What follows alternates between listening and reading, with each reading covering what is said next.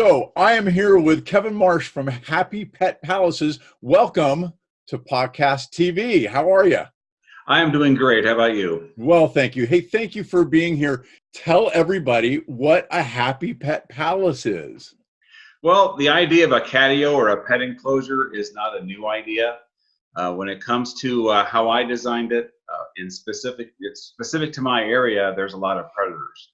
We have bobcats, cougars, hawks, owls, and even when it comes to having a pet roam around free, the neighborhood and the street can be an enemy. So what I did is I constructed enclosures that connect up to a house using the pet door, and the entire time they are outside, they are enclosed in powder-coated steel, as safe as it can get.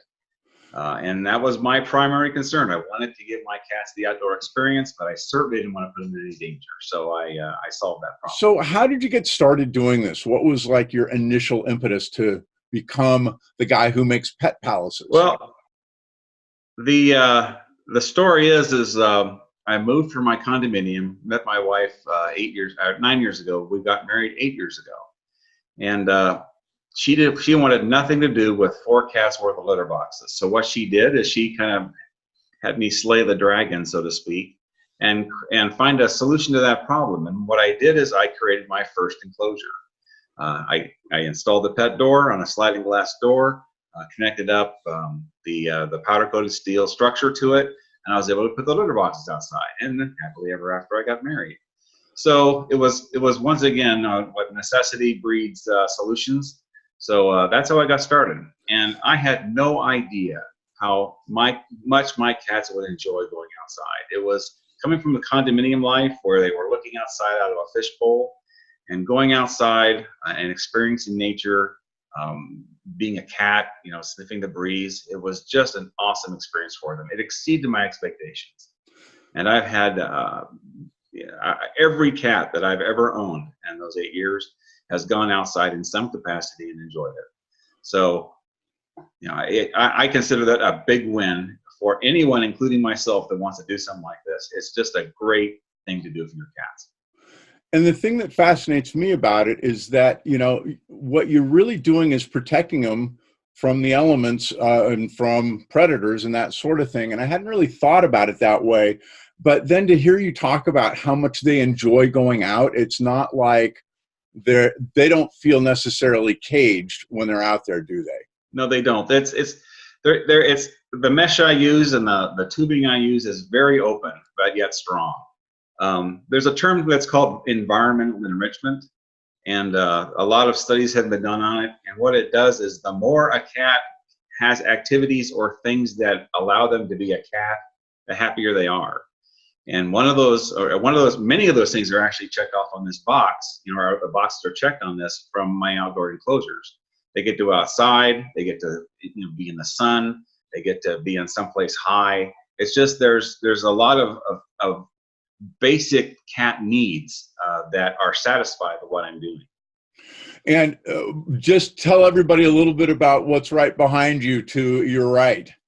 Oh, that's one end.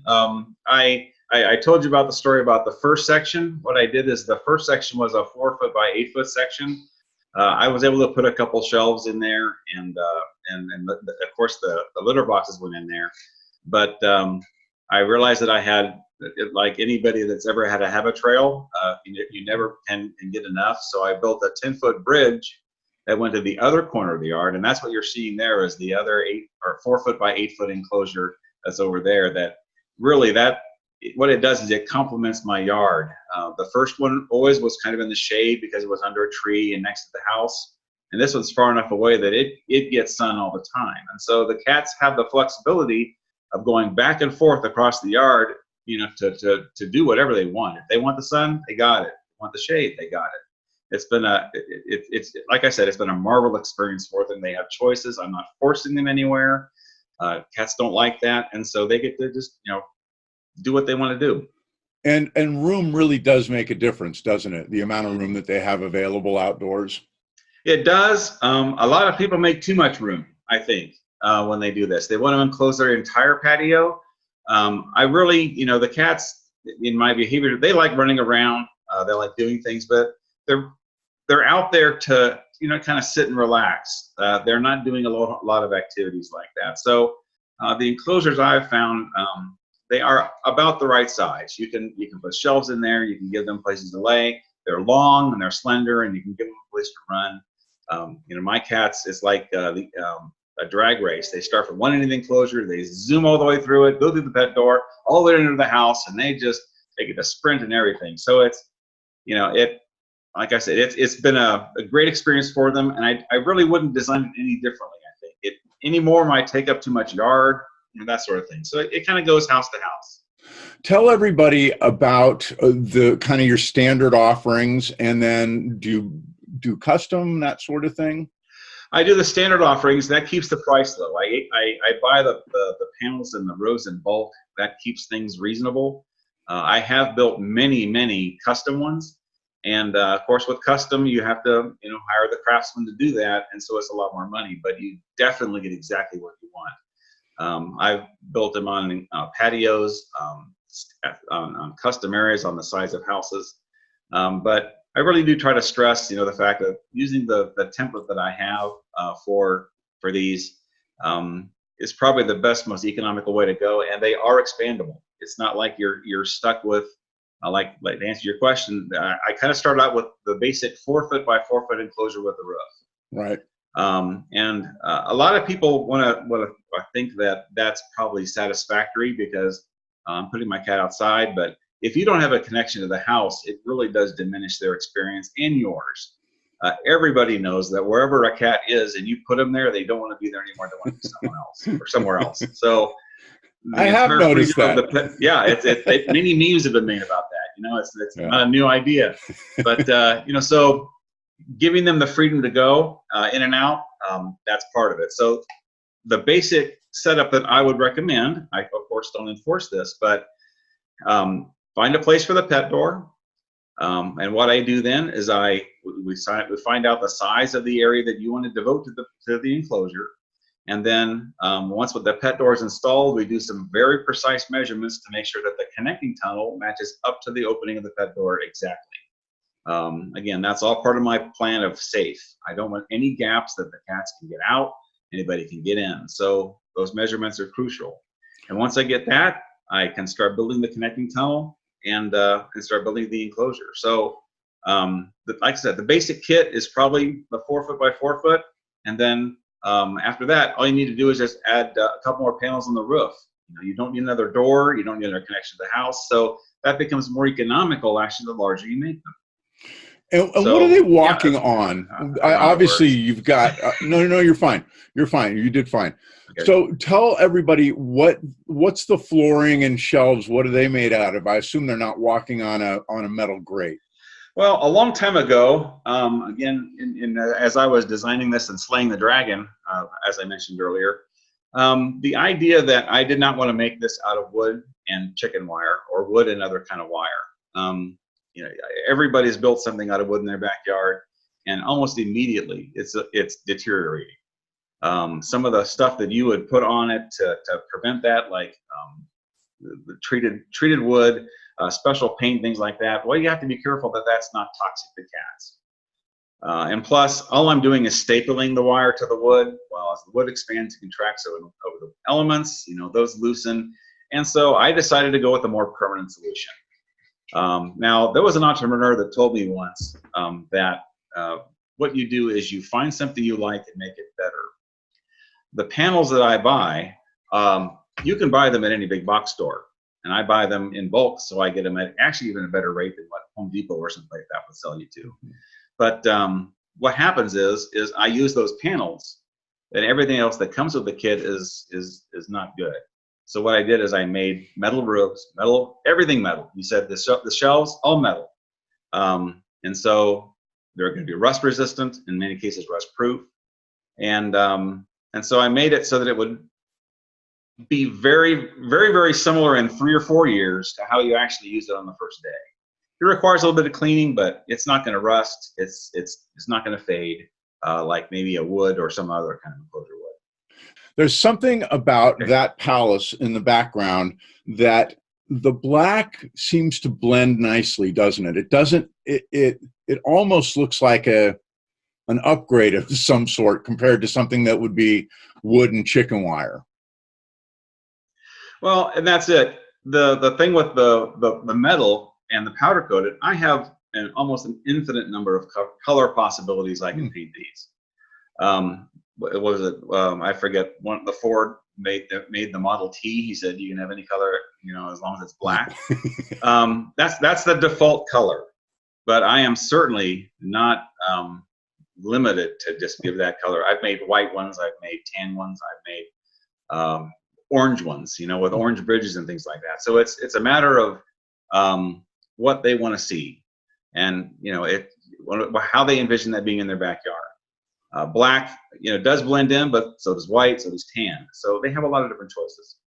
Very cool. So we're getting close to wrapping up, and there's a couple of things I just want to check in with you about. Number one, tell everybody some of the most fun palaces that you've made doing this in the past, like some of the things that surprised you that somebody wanted. Well, there was a lady in Malibu, that's in Southern California, who wanted to enclose her entire patio. It was about 25 feet wide, 8 feet tall, and about 5 feet deep. And the way that she wanted to come and go out of it was through her double French doors. She had lights on the walls. It was an engineering challenge for me. And so, not shying away from any challenge, I certainly wanted to try to do this for her. And it turned out very well. I think there's some pictures of that. Other challenges are very basic. When I first meet people, we have to decide what the best place is to put the pet door. And in some cases, it's a window. A lot of people don't even know you can put them in windows. Sliding glass door, again, that's a very common thing. And also people just resort to putting one through their wall. And so, once we get to that point, that's problem solving every time. And so, I enjoy the challenge. I enjoy that challenge, and then meeting that challenge with whatever I build. So, there have been big challenges, but lots of little challenges along the way. In the 6 years you've been doing this, right? 6 years that you've been actually in business. Oh, 8 years in business? Yeah. Okay. I'm sorry. My enclosure, my enclosure is 8 years old, but I've been doing this since 2014. So I guess that's 5 years. Okay. So you've been building these for 8 years and been in business for 5. Talk a little bit about what surprised you the most about the reactions that you've gotten from customers who have, had these installed. What are the things that they're like, oh my God, I never would have guessed? Well, I go to expos quite often. I'm on the internet. I think I said this earlier, is a catio or an enclosure is not a unique idea. There are many boards everywhere about how to build your own, how to buy your own, and why you should do it. So none of this is unique. But when I go to shows, that's probably the best visual response I get from people is they walk by and they go, oh, it's literally like a light switch went on in them, that they didn't even consider this was an option. And then I engage them and tell them all of what I'm doing, and the overall surprise just keeps growing whenever I talk to them. It's just like, you do that and it does this, so it's very, very it's very, very nice to get that kind of feedback on what you're selling. And plus, it's not just limited to what I show at the, what I present at the shows. So, when it comes to people's response, there's a lot of people that already know them, but it's fun watching the people that have not been exposed to them. And then I imagine once they've been installed, they must have a huge sense of relief to know their animal is safe. Well, a lot of people, and this is how I did it too, a lot of people are very cautious about letting their cats outside, because it's a trust issue. I've had mine out for 8 years, but I certainly was very worried at the beginning until trust is earned. And so I have a perfect record. Nobody has told me that any cats got out. Nobody has told me that any bad guys got in. And I can attest that I've actually watched raccoons try to get into my enclosure for an hour. That was so much fun to watch, and they fail. So it's just a matter of over time, you'll be able to believe that while they're out there, they are perfectly safe, and you can do it at 24/7. A lot of people go, "Oh, I'm not going to let them on, I'm home," or things like that, and then it just grows out to where they're out there all the time. They've got that comfort level that Yes. my cat is safe. Hey, the other thing that must be a nice advantage is with the right enclosure, I don't have to put my cat box in the house anymore. Isn't that right? That's kind of what started this whole That's thing. correct. Well, like I say, that was the point that got me married. It was, I had to make sure that that need was met, and after that, it's perfectly logical. It all the bad from litter boxes goes right out into nature. It doesn't go anywhere. Yeah. So you have to put some rope material on it to make sure it doesn't get wet. But once you solve that problem, it's a 24/7, 365 thing.